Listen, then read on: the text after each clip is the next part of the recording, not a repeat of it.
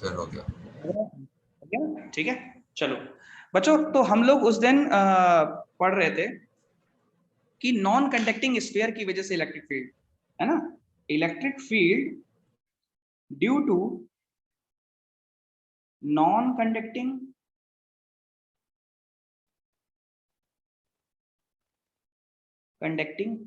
Sphere. कोई non conducting sphere होगा, उसकी वजह से हमें इलेक्ट्रिक फील्ड निकालना है।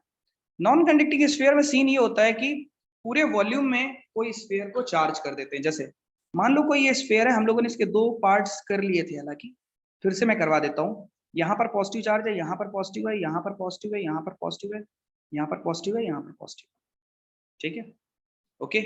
पूरे वॉल्यूम में चार्ज है, और मैंने बोला था इसको कितना चार्ज दिया गया है, मैंने बोला था इसको क्यू चार्ज दिया गया है, और उसकी जो रेडियस है वो है कैपिटल आर, दिस वन।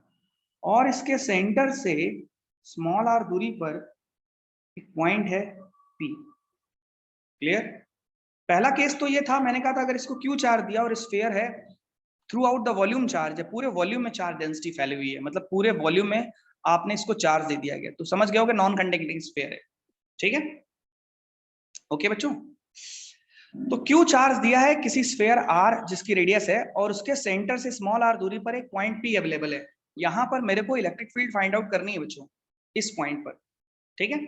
तो सबसे पहले आप समझ गए होगे, ये आपने उस दिन क्लास में पढ़ लिया था, केस 1।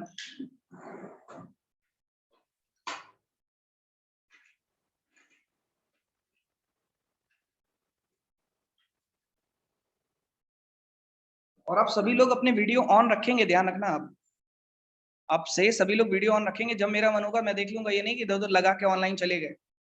कुछ हैं लापरवाही करेंगे, इसलिए मैं पहले ही बोल दे रहा हूँ, और मुझे लापरवाही करते दिखे अपने वीडियो सब लोग ऑन रखेंगे।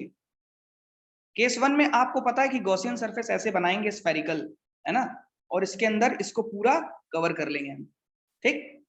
अब क्या करेंगे, यहाँ पर थोड़ा सा पार्ट ले लेंगे और उसको कट कर देंगे हम लोग यहाँ पर, है ना, तो इसका एरिया है डीए, मैंने बताया था। अब बताओ, अंदर प्लस चार्ज फैला हुआ है, तो अगर इस पी पॉइंट पे इलेक्ट्रिक फील्ड कहें तो इलेक्ट्रिक फील्ड होगी away from the positive charge, like this, okay. जबकि जो इस सरफेस का सरफेस एरिया है, वो इस पर्टिकुलर सरफेस का सरफेस एरिया भी बाहर की तरफ होगा, that is DA vector, okay बच्चों। अब केस 1 जो है, जो फर्स्ट केस है, फर्स्ट केस में, case 1, when point P lies outside from the sphere, है ना, when point lies, sir video clear नहीं आ रही। अरे बेटा तुम अपना इंटरनेट कनेक्शन चेक करो, यहाँ तो स्पीड 200 के ऊपर चल रही है। आउटसाइड फ्रॉम,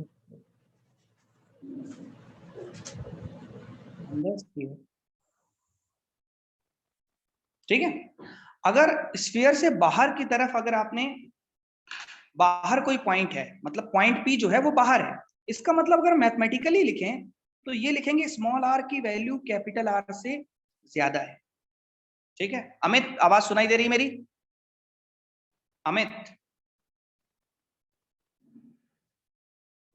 अमित आवाज सुन पा रहे हो? देखो अमित चले गए कहीं। अमित, यस सर सुन रहे। हो गया था क्या? यस सर कह रहा है तो क्या तू पिटेगा, तू बहुत ज्यादा पिटेगा मेरे यहाँ। एकदम एक्टिव रहे, बिल्कुल एकदम ध्यान रखना, सबका वीडियो ऑन करो। सर माइक ऑन करना भूल गया था। हाँ, अब माइक ऑफ नहीं होना चाहिए, ठीक है।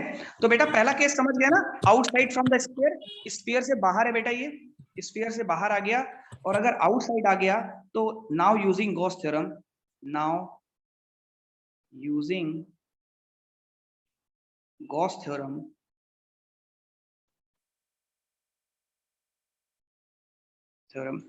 Integration of E vector dot dA vector is equal to sigma Q divided by epsilon naught, है ना, total charge divided by epsilon naught, ये होता है गॉसियन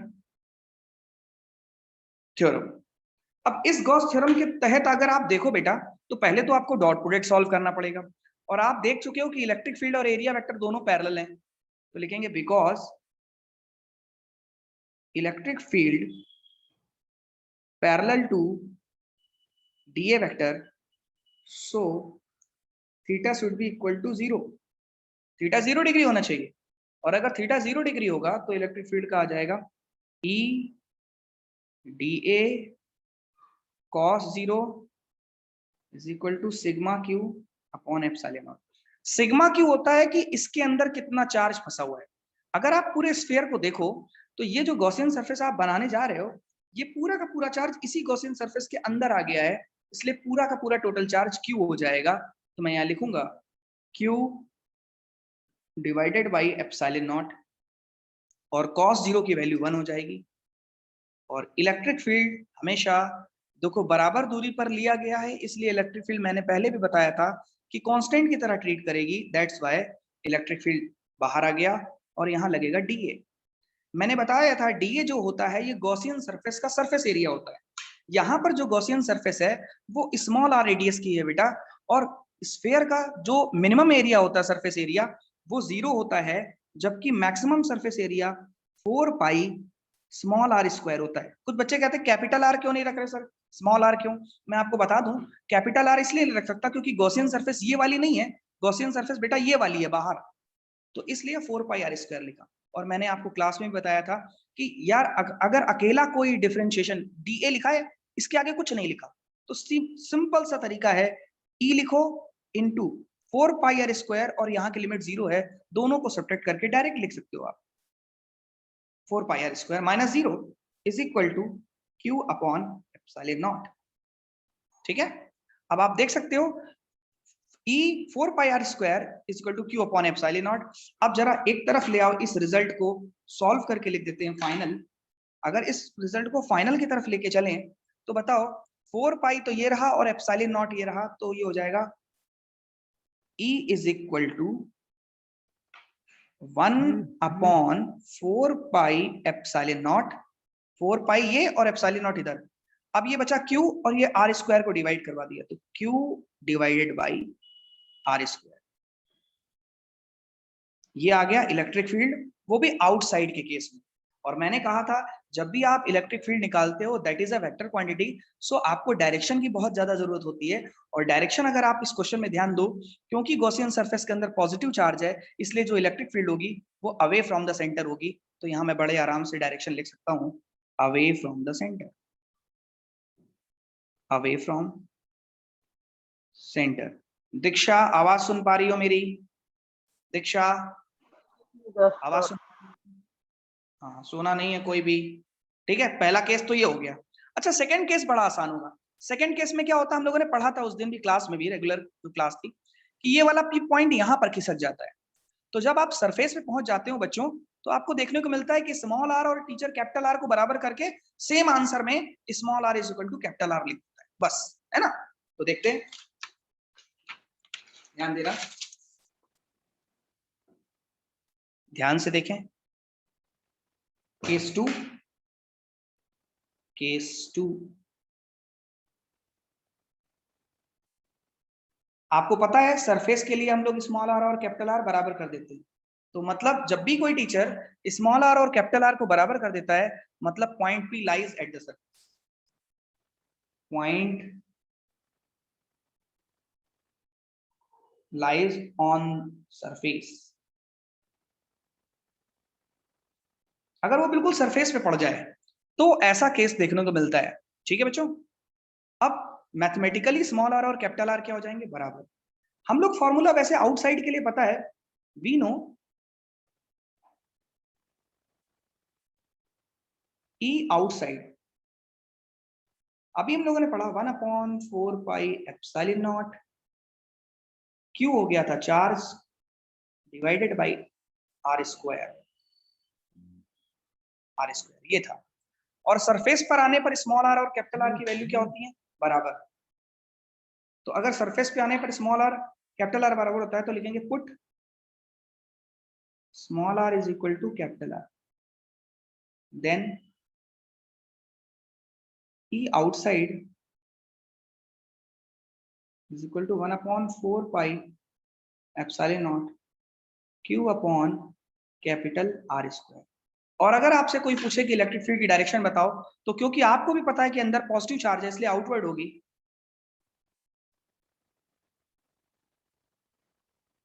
आउटवर्ड बाहर की तरफ होगी हमेशा। तो बस ये बना देंगे हम लोग।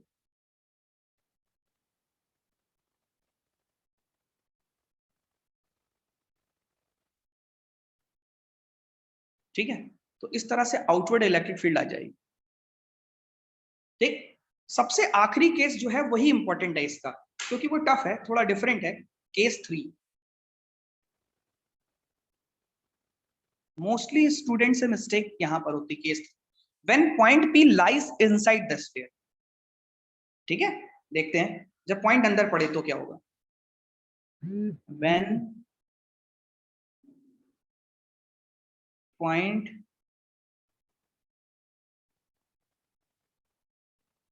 lies inside the sphere, small r और कैपिटल R में कौन ज्यादा होगा? कैपिटल R ज्यादा होगा और स्मॉल r कम। मतलब स्मॉल r होता है पॉइंट, जब स्मॉल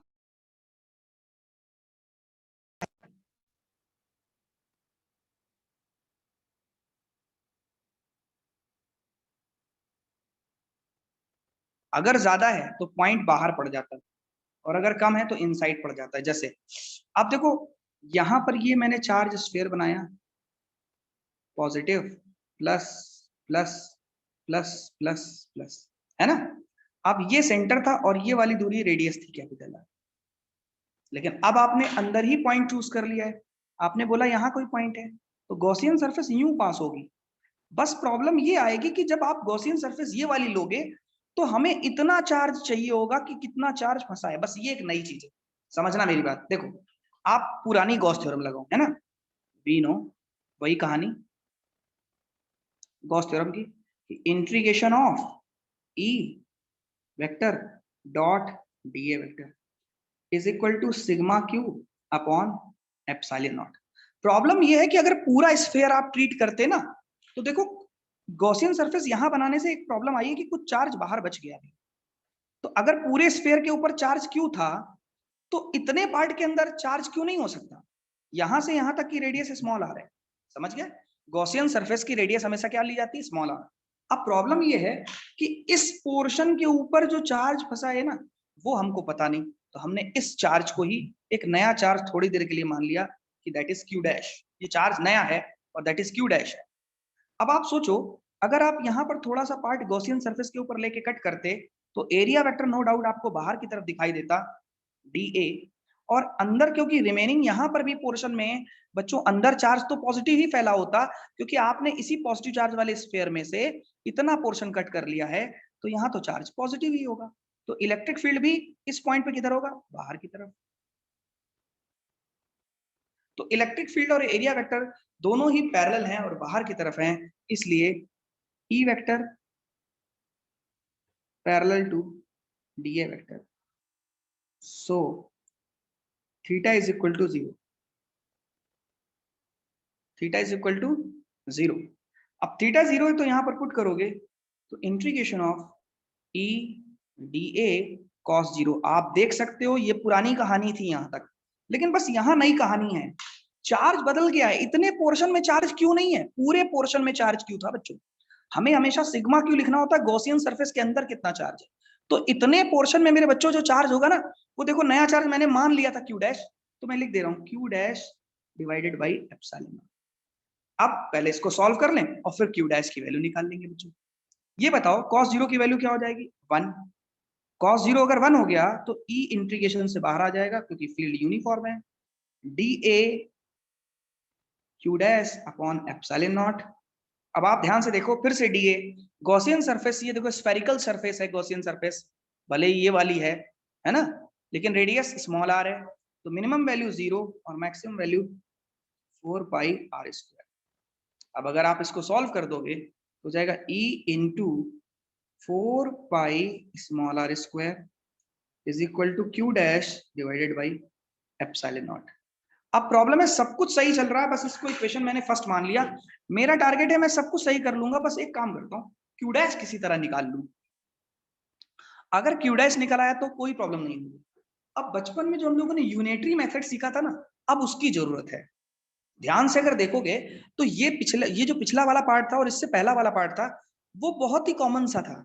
ये थर्ड पार्ट ही थोड़ा डिफरेंट है, क्योंकि आपको गॉसियन सरफेस इस बार अंदर लेना है और अंदर कुछ चार्ज फंस रहा है, लेकिन वो चार्ज कितना है अभी हमें पता नहीं है, क्योंकि पूरे स्फीयर पे तो चार्ज हमें पता है क्यू है, लेकिन इतने से स्फीयर में हमें चार्ज हमने क्यू डैश मान लिया है, जिसको हमें कैलकुलेट करके निकालना है।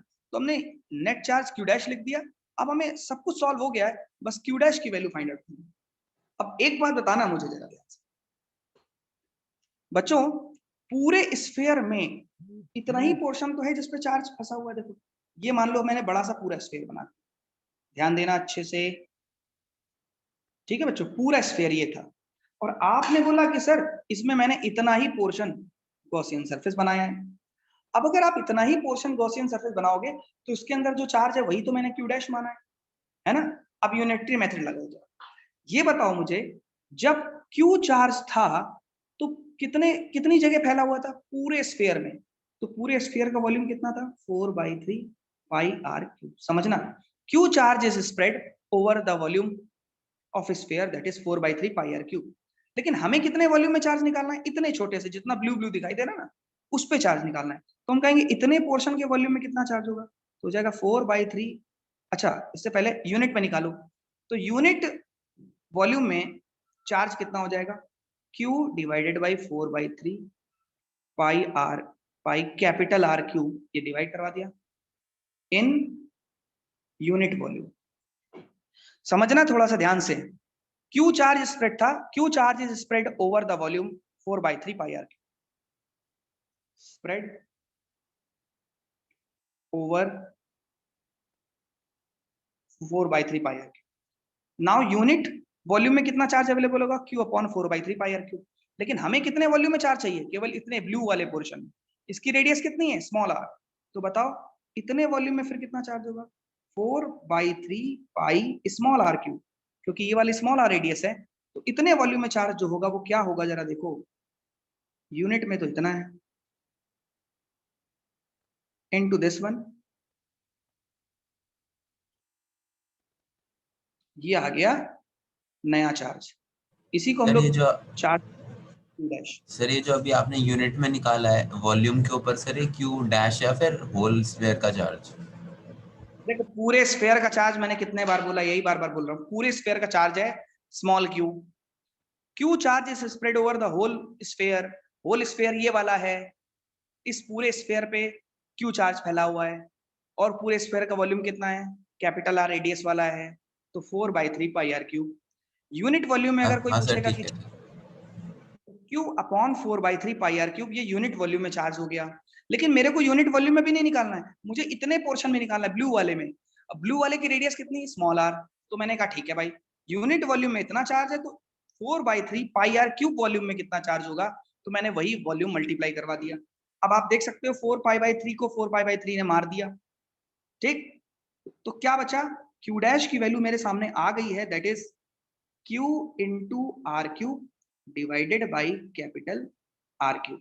बस यही वैल्यू चाहिए थी मुझे, ठीक है, बस इतनी सी। कुछ मंदबुद्धि बच्चे क्या करते हैं, डायरेक्ट लिख देते हैं, रट लेते हैं वो, और कह देते हैं सर ये देखो ये रहा रिजल्ट। अब सर इसको पुट कर दो इक्वेशन ए में, put this value this on equation A. Equation A क्या थी, E इंटू 4πr², यहां तक पहुंच चुके थे हम लोग, और यहां लिखा था Q dash upon epsilon naught. ध्यान से देखो क्यू डैश की वैल्यू आ गई है हमारे पास, Q into small r cube divided by capital R cube. अब देखो कुछ कट रहा हो तो पहले काटो, देखो जरा ध्यान से, ये आर स्क्वायर है और ये वाला है आर क्यूब, तो अगर आर स्क्वायर को आर क्यूब से काटोगे तो यहाँ एक आर बच जाएगा बच्चों। किसी को कोई तकलीफ तो नहीं है, समझ में आ रहा ना बेटा, ठीक है। Yes sir.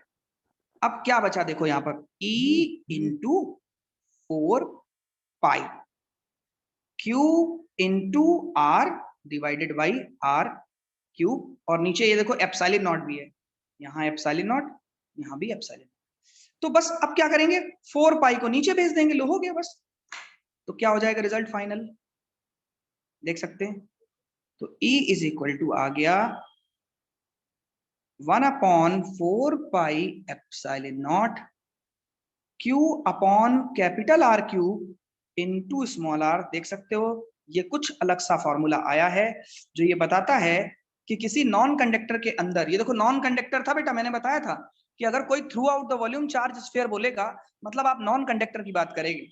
तो नॉन कंडक्टर के अंदर देखो इलेक्ट्रिक फील्ड, कंडक्टर के अंदर इलेक्ट्रिक फील्ड 0 होती है, मैंने बताया। ये नॉन कंडक्टर था, देखो इलेक्ट्रिक फील्ड आ रही है 1/4 pi epsilon naught Q upon R cube. Capital R sphere की रेडियस है जो बदलती नहीं, जबकि स्मॉल r उस पॉइंट की रेडियस है या गॉसियन सरफेस के लिए रेडियस है जो कि बदल सकती है।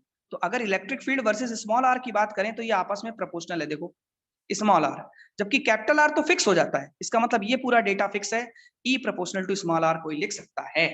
मेरी बात फिर से समझने की कोशिश करें बच्चों, क्या है फिर से समझो। यहां तक इसको समझना, ये लास्ट वाले स्टेज को, कि इस बार पॉइंट अंदर पड़ रहा था, दूसरा ये कंडक्टिंग स्फीयर था। अगर ये नॉन कंडक्टिंग होता तो अंदर कोई भी चार्ज नहीं होता और अंदर इलेक्ट्रिक फील्ड बच्चों 0 हो जाती। लेकिन प्रॉब्लम क्या आ गई कि अंदर जब हमने गॉसियन सरफेस बनाई तो स्मॉल r रेडियस की, तो उसके अंदर भी चार्ज फंस गया है। लेकिन वो चार्ज टोटल चार्ज तो नहीं हो सकता क्योंकि ये तो थोड़ा ही सा पोर्शन है। तो मैंने लगाया गॉस थ्योरम, मैंने यहाँ पर थोड़ा सा पार्ट कट किया, वही E और DA को पैरेलल कर दिया जैसे पहले करते थे। तो थीटा की वैल्यू क्या थी, 0। गॉस थ्योरम लगाई, E dot DA is equal to sigma Q upon epsilon naught. E और DA बिकॉज पैरेलल है इसलिए थीटा की वैल्यू 0 रखनी है। तो E DA cos 0 is equal to Q dash, Q dash, यहां पर Q डैश इसके ऊपर चार्ज है तो Q dash upon epsilon not लिख दिया।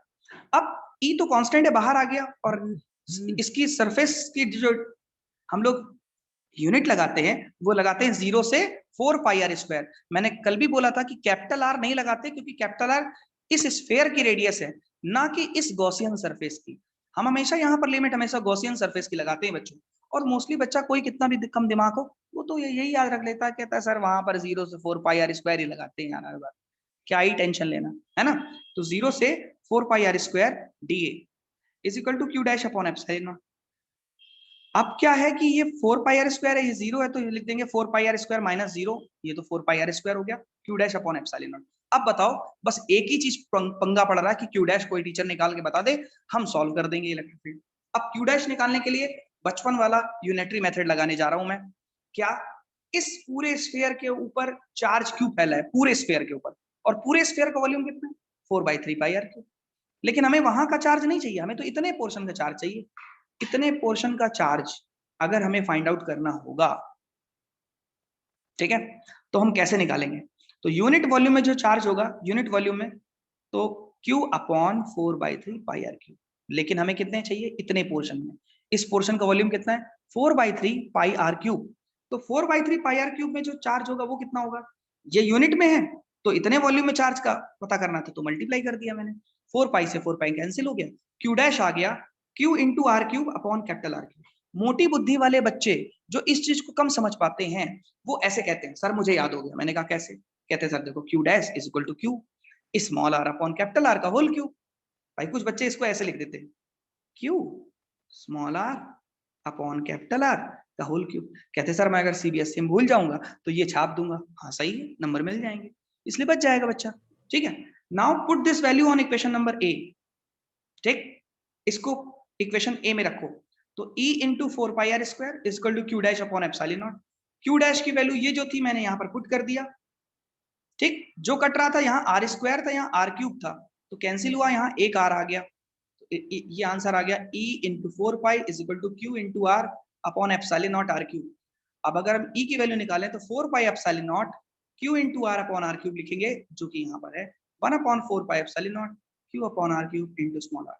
और अगर आप डायरेक्शन पूछोगे तो मैं आंसर दूंगा आउटवर्ड, बाहर की ओर, क्योंकि अंदर चार्ज पॉजिटिव। ठीक है, तो हमारे पास 3 फॉर्मूले आए हैं, तीनों के लिए अब हमें इसके लिए ग्राफ ड्रॉ करना है बच्चों। हाँ बोलो सर, अगर हम डेंसिटी को अंदर वाले चार्ज के एरिया के वॉल्यूम से मल्टीप्लाई कर दें तो भी आंसर आ जाएगा ना। हाँ आ जाएगा, ठीक है, ओके। आप ग्राफ ड्रॉ करते हैं। मैं उससे भी बता सकता था, लेकिन मैं इजिएस्ट वे जो बचपन से हम लोगों ने सीखा होता है, मेरी पहली कोशिश होती है कि उस मेथड से बताया जाए। वरना वो भी सही है कि वॉल्यूम चार्ज डेंसिटी निकाल के उतने गॉसियन सरफेस के वॉल्यूम का मल्टीप्लाई कर दे, उससे भी आंसर आ जाता है बच्चों, कोई दिक्कत नहीं। लेकिन ये सबसे इजिएस्ट है, हर बच्चे को समझ में आ जाता है, क्योंकि 1 रुपए में 5 पेंसिल तो 5 रुपए में कितनी, वो वही वाला फंडा है। या 3 रुपए में 2 पेंसिल तो 10 रुपए में कितनी, वो यूनिटरी मेथड। ठीक है, अब हम लोग ग्राफ ड्रॉ करेंगे। सर ऐसे क्वेश्चन सेंटर ऑफ मास में थे ना? हाँ, हालांकि कुछ वेरिएबल डेंसिटी के भी होते हैं, ठीक है, बहुत सारे होते हैं, उनको भी कभी एक दो आधे क्वेश्चन दिखाऊंगा मैं आपको। एक एनसीईआरटी में भी क्वेश्चन है, वो भी मैं आपको दिखाऊंगा अभी, ठीक है, प्रैक्टिस में। ग्राफ की बात आती है, नॉन कंडक्टिंग स्फीयर की अगर आप ग्राफ की बात करें, जबकि कंडक्टिंग में देखो थोड़ा अलग था, और नॉन कंडक्टिंग में आपको कैसा ग्राफ दिखेगा, देखो ई वर्सेस स्मॉल आर। जहां पर कोई टीचर स्मॉल आर और कैपिटल आर को बराबर लिख देता है, समझ लेना यहीं पर स्फीयर का सरफेस है, और ये सरफेस वाला पॉइंट है। अब आपको ग्राफ पहले फॉर्मूला याद दिलाता हूं। इलेक्ट्रिक फील्ड आउटसाइड के लिए अभी आपने पढ़ा था के Q upon small are square थी, या इसी को मैं ये भी लिख सकता हूँ 1/4 pi epsilon naught Q divided by R square, ये फॉर्मूला था, ठीक, आउटसाइड के लिए। अच्छा भाई, सरफेस के लिए बात करें तो सरफेस के लिए कांस्टेंट हो गई थी 1/4 pi epsilon naught Q divided by R square, ये वैल्यू हो गई थी। और थर्ड केस होता है जब आप बाहर आ जाते हो, अभी जो सबसे आखिरी में इनसाइड सबसे अंदर चले गए जब आप स्फीयर के, तो था 1/4 pi epsilon naught Q into small r divided by R Q. अब देखो तीनों इक्वेशन पे अगर आप ध्यान से नजर डालो तो इलेक्ट्रिक फील्ड का स्मॉल आर के साथ वेरिएशन इनवर्सली प्रोपोर्शनल, यहाँ एक कांस्टेंट वैल्यू है और यहाँ पर डायरेक्टली प्रोपोर्शनल। मतलब अगर आप यहाँ ई वर्सेस स्मॉल आर, जरा कर्व पे नजर डालो, किसके वर्सेस किसको खींच रहे हैं, E versus small r, E versus small r, तो आप देख सकते हो E proportional to small r हो जाएगा, clear, E proportional to small r. जबकि यहां पर इलेक्ट्रिक फील्ड क्या है, एक कांस्टेंट वैल्यू है, और फिर यहां पर क्या हो जाएगा, इनवर्सली प्रोपोर्शनल है, तो ई इनवर्सली प्रोपोर्शनल टू 1/r। मैंने बार बार बोला है, जहां डायरेक्टली प्रोपोर्शनल होता है एक स्ट्रेट लाइन बनानी होती पासिंग थ्रू ओरिजिन, जहां पर इनवर्सली प्रोपोर्शनल होता है वहां रेक्टेंगुलर हाइपरबोला बनता है। ये कहां पर है नजर डालो, आउटसाइड, आउटसाइड का मतलब बाहर यहां, और इनसाइड का मतलब अंदर, और सरफेस का मतलब यहां, ठीक है। आप बाहर की बात करें तो इनवर्सली प्रोपोर्शनल रिलेशन, तो ऐसे ग्राफ बनेगा,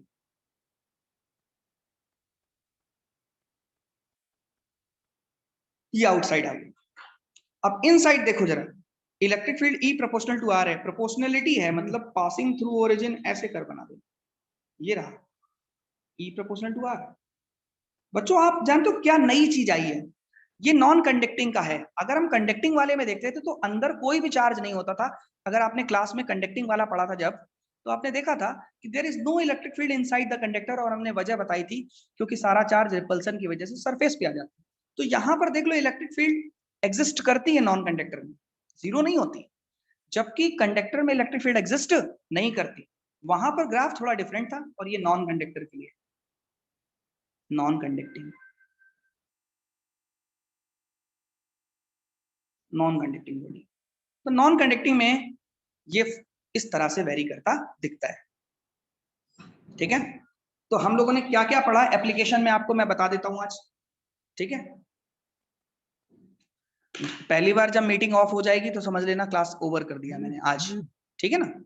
तो बच्चों मैं ये कह रहा हूं कि हम लोगों ने आज क्या पहले क्या क्या पढ़ा एप्लीकेशन में। एप्लीकेशन में हम लोगों ने पढ़ा plane thin sheet, thick sheet की वजह से, पॉइंट चार्ज की वजह से इलेक्ट्रिक फील्ड निकालना गॉस थ्योरम की मदद से। फिर हम लोगों ने सीखा इनफाइनाइट लाइन चार्ज की वजह से सिलेंड्रिकल गॉसियन सरफेस लेके इलेक्ट्रिक फील्ड निकालना, एप्लीकेशन ऑफ गॉस थ्योरम बता रहा हूँ। फिर कंडक्टिंग और नॉन कंडक्टिंग स्फीयर के लिए सीखा, और ये इस सिलेबस वाइज इसका एंड है।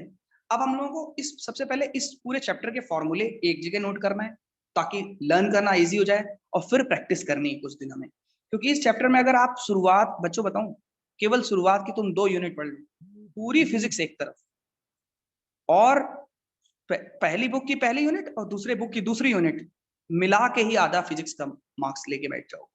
30 नंबर, 70 में 30, थ्योरी की बात बता रहा हूँ, मतलब अभी स्कूल लेवल की बात कर रहा हूँ। तो सोचो इतना बड़ा गेम है। अगर कोई बच्चा बिल्कुल लापरवाह है तो बताएं, अगर वो 2 ही यूनिट बहुत जबरदस्त तरीके तैयार कर लेना, एक उसका डर खत्म हो जाएगा हमेशा के लिए, कोई टेंशन नहीं लगेगी, अरे यार कुछ नहीं, इजी है सारा कुछ। तो इस वजह से बहुत जरूरी है कि आपको ये पता होना चाहिए कि मतलब ये 2 यूनिट ही बहुत इंपॉर्टेंट है। तो अगर आप ये 2 यूनिट तैयार कर लो बढ़िया से तो सारा काम चल जाएगा। ठीक है, तो आपको ये 2 यूनिट पे बहुत फोकस रखना है। ठीक, अच्छा भाई, अब हम लोग सारे फॉर्मूले देखते हैं। सब लोग अच्छे से फॉर्मूले देखना, क्योंकि जब न्यूमेरिकल प्रैक्टिस होगी वरना दिमाग खराब हो जाएगा। उससे पहले आपको थोड़ी सी प्रैक्टिस करवाते हैं। कुछ सीबीएसई के और कॉम्पिटिटिव के दोनों के चाहिए क्वेश्चन है बड़े इजी। पहली बात यार, एक बताओ फॉर्मूले की सबसे पहले बात करता हूं मैं। फॉर्मूले, सबसे पहले इस चैप्टर में एक फॉर्मूला हम लोगों ने पढ़ा था, याद दिलाता हूं मैं। Q is equal to n, Sunny. N क्या होता था? नंबर ऑफ इलेक्ट्रॉन, और ई क्या होता था? Electronic charge. शायद आपको याद हो, इस इलेक्ट्रॉनिक चार्ज की वैल्यू होती है 1.6 इंटू 10 की पावर -19 कूलम। इस फॉर्मूले के तहत हम लोग जब एक बॉडी से इलेक्ट्रॉन निकल के जाते थे, अगर आपको याद हो, दूसरी बॉडी में, तो दूसरी बॉडी के ऊपर कितना निगेटिव चार्ज आया है इसका पता लगाया जा सकता है, और इसमें कितना पॉजिटिव आया उसका पता लगाया जा सकता है। बस आपको ये पता होना चाहिए कि इस बॉडी से कितने इलेक्ट्रॉन इसमें गए हैं। जितने नंबर ऑफ इलेक्ट्रॉन गए हो यहाँ पर डालो, इलेक्ट्रॉनिक चार्ज का मल्टीप्लाई करो, तो आपको चार्ज ट्रांसफर कितना हुआ है उसका साफ साफ आइडिया लग जाएगा, और आपको जरा सी भी दिक्कत इसमें महसूस नहीं होगी। ठीक, पहला फॉर्मूला। दूसरा फॉर्मूला, दूसरा मेन बात थी, मैं अभी पूछ रहा हूं, आप लोग थोड़ा सा बताने की कोशिश करना, मैं कुछ कह नहीं रहा हूं लेकिन आप बताओ प्लीज। अल्फा पार्टिकल के ऊपर बताओ क्या चार्ज और क्या मास होता है। अल्फा पार्टिकल, जिससे पूछो वो बताएगा, जिससे पूछूंगा वही बताएगा बच्चा। दीक्षा, अल्फा पार्टिकल के बारे में बताओ क्या होता है, जल्दी बताओ फटाफट। 3.2 into 10⁻⁹ हाँ, अल्फा पार्टिकल के ऊपर शायद आपको याद होगा डबल पॉजिटिव चार्ज होता है, मतलब 2 इलेक्ट्रॉनों के बराबर। एक इलेक्ट्रॉन का चार्ज इतना होता है, या एक प्रोटॉन का चार्ज इतना होता है प्लस में। अच्छा, इसका अल्फा पार्टिकल का ये तो चार्ज हो गया। मास कितना होता है अल्फा पार्टिकल का, जल्दी बताओ फटाफट। 4 times of mass of proton.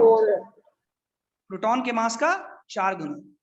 Vipin, electron का बताओ जल्दी से। Electron charge. विपिन, क्या तुम मेरी आवाज सुन पा रहे हो? विपिन, क्या तुम मेरी आवाज सुन पा रहे हो? विपिन, यस। क्या तुम मेरी आवाज सुन पा रहे हो? क्या तुम मेरा क्वेश्चन सुन पा रहे हो? Vipin, yes sir. तो आंसर भी बोलना चाहिए तुम्हें अभी तक। तो 1.9 कुछ होता है। अरे बहुत बढ़िया भाई, अरे गधे, चार्ज होता है -1.6 इंटू 10 की पावर -19, और मास होता है 9.1, 1.9 नहीं, 10 की पावर -31 kg। 9.1 इंटू 10 की पावर -31 kg। भाई प्रोटॉन के ऊपर जिससे पूछूंगा रेडी रहियो। अमित, अमित, अमित, क्या तुम मेरी आवाज सुन पा रहे हो? अमित, अमित, क्या तुम मेरी आवाज सुन पा रहे हो? Amit, yes Amit, sir. क्या तुम्हें नींद आ रही है? अमित, नहीं आ रही सर, थोड़े नेट में प्रॉब्लम थी। अच्छा, नेट में प्रॉब्लम थी अमित के। अब अमित बताएगा कि प्रोटॉन का चार्ज कितना होता है।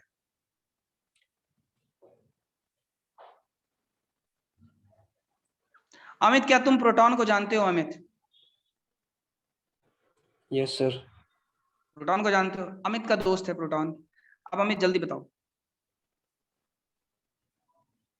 अरे इतना ही होता है, प्लस में लिख सर दो इसका यार। प्लस 1.6 इंटू 10 की पावर -19।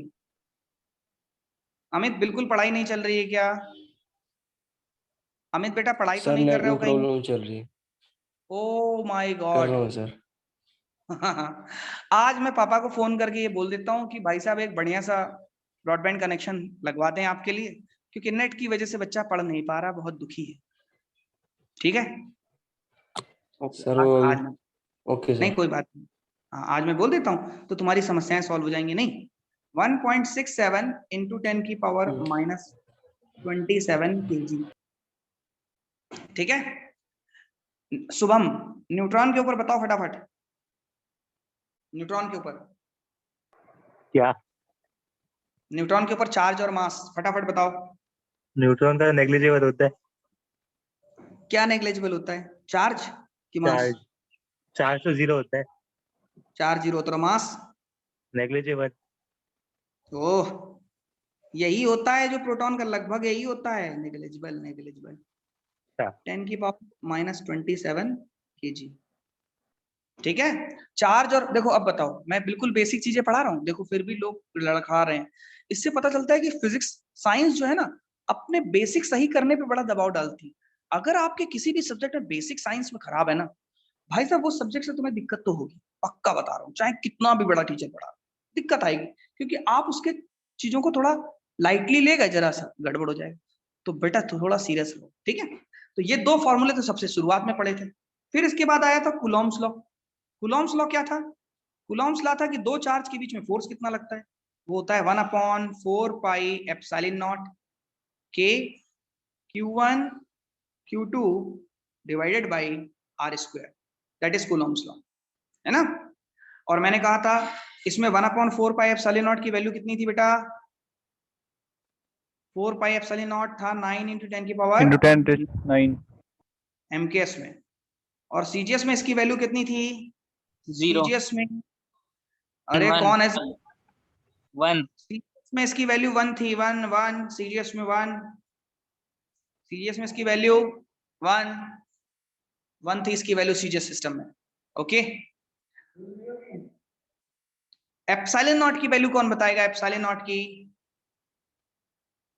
सान्या? 8.8 इंटू 10⁻⁻12 8.85 इंटू 10 की पावर -12। -12 ठीक है? Newton metre square divided by coulomb square.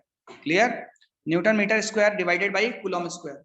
और अब असाइनमेंट सॉल्व कर लेना है, सॉल्यूशन भेज दिया, असाइनमेंट भेज दिया, पढ़ना ही नहीं है तो फिर कोई मतलब नहीं है। ठीक है ना भाई? असाइनमेंट पूरा लगाओगे तो मैं बता दूं आपको, मैं सर हाँ बोलो। सर आपने एप्सिलॉन नॉट की यूनिट गलत लिखी है। अरे सही कर लो, एप्सिलॉन नॉट इधर गया, कूलॉम स्क्वायर कर लो, कूलॉम स्क्वायर, एप्सिलॉन नॉट इधर भेजो, कूलॉम स्क्वायर न्यूटन न्यूटन पर मीटर।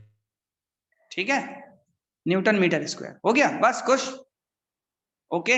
और वो जो असाइनमेंट दिया बच्चों सभी लोगों को सॉल्व करना है पूरा, ठीक है? अच्छा भाई, सर आपकी वॉइस क्लियर नहीं आ रही। है बेटा? सर आपकी मन से, वीडियो और वॉइस क्लियर नहीं आ रही। मन से देखो, तुम अपना इंटरनेट भी कनेक्शन चेक किया करो। सर मेरा बढ़िया है सर। कौन सी कंपनी का है? एयरटेल। एयरटेल डूबती हुई कंपनी है, उसका तुमने ले लिया, अब डूबोगे। क्लियर है वॉइस। वही कह रहे हैं कि विपिन बोल रहा था क्या ये है? आयुष। आयुष? नहीं नहीं, अभी ये कह रहा था जिसको वॉइस नहीं आ रही। कौन था? कौन था भाई? विपिन। सर मैं था। विपिन को जो है ना, विपिन ने यार डूबती हुई कंपनी को सहारा दिया है। एक्चुअली आपको शायद पता होगा कि वो कंपनी डूब रही थी ना, एयरटेल। तो एयरटेल डूबने की वजह से विपिन ने उसको बेल आउट पैकेज दिया है कि ये डूबने से उबर जाए। जियो फाइबर की स्पीड इतनी बढ़िया है बेटा रेवाड़ी में, वैसे तो जियो बहुत अच्छा चल रहा है, एयरटेल भी अच्छी कंपनी, पता नहीं तुम्हारे घर में क्यों नहीं आता। थोड़ा उस एरिया में मैंने महसूस किया, वहां पर कुछ इंटरनेट कनेक्शन में कुछ भूतिया समस्याएं हैं तो थोड़ा ध्यान दें, है ना।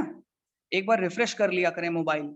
मान लो आपके, एक्चुअली एक और प्रॉब्लम है, थोड़ा सा बता देता हूँ पढ़ाई साइड के, अभी जनरल बात। एक्चुअली कभी भी आपका इंटरनेट स्लो चल रहा हो ना, तो एक बार क्या करना है, इंटरनेट कनेक्शन को थोड़ी देर के लिए ऑफ कर देना, ठीक है। और उसकी गैलरी में जो पीछे फाइल्स रन कर रही होती ना, तो रैम पे इम्पैक्ट आता है तो स्लो हो जाता है मोबाइल ही पूरा। तो उसको रिफ्रेश कर देना। अगर कुछ मोबाइल में मैंने देखा रिफ्रेश के ऑप्शन आता है, जैसे मेरे में नहीं है, वो पिछले वाले मोबाइल में था, तो उसको रिफ्रेश करता था, इंटरनेट की स्पीड बढ़ जाती थी यार।